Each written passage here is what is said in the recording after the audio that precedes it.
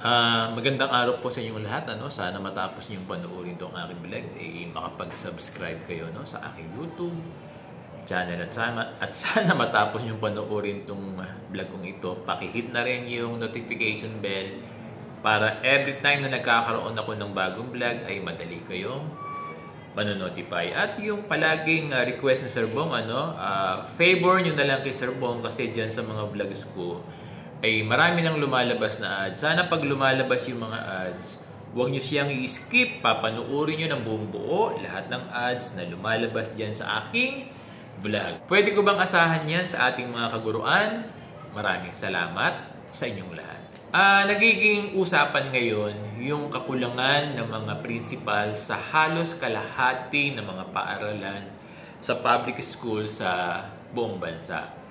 Sa pag-aaral na inilabas ng EDCOM 2, lumalabas na nasa 25,000 public schools all over the country ang walang principals by now or walang principal item na position.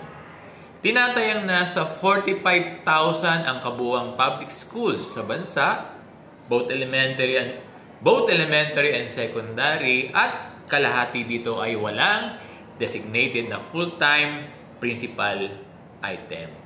Alam nyo yung situation na ganito ay hindi lang situation sa mga provinces or sa ibang mga regions. Alam nyo, I can attest na dito rin sa NCR, dito sa Caloocan, ay may ganito ring concern. Sir Bong, paano po ba nagkakaroon ng principal one item ang isang school?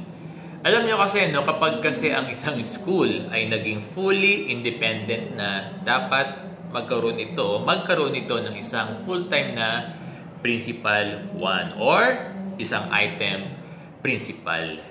Yan kasi yung ruling, kung ang isang school ay annex pa, hindi pa siya fully independent, talagang OIC or Officer in Charge ang dinedesignate ng division para sa mga annex na school.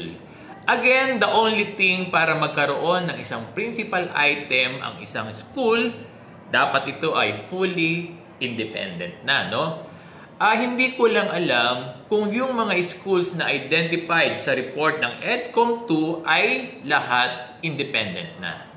Ano ba ang reason, Sir Bong, probably bakit walang mga principal items yung mga schools na identified sa report ng EDCOM 2? At base sa report nila, ang mga nakatalagang school head ng school ay OIC lamang na may mga teaching positions, either teacher 3, head teachers, and even master teachers. Ito yung mga teaching positions na may hawak ng mga schools na walang principal item na position. Now, balik tayo sa tanong, bakit wala silang mga principals? Ang problem kasi, walang nakikreate na principal one item position para sa mga school na yon. Kung walang available na principal item, hindi talaga magkakaroon yung school ng principal. Alam nyo, dear teachers, ang DepEd ang nagki-create ng mga items ng Principal 1 at yung iba pang mga teaching position. Pangalawang reasons, bakit walang principal item sa isang school? Alam nyo, baka kasi walang NQuest passers doon sa kanilang division or doon sa kanilang region. Alam nyo kasi, basic qualification ng isang Principal 1 position, dapat ikaw ay NQuest passer. Alam nyo, minsan kasi, yung mga passers ay konti o halos wala na sa isang region or division.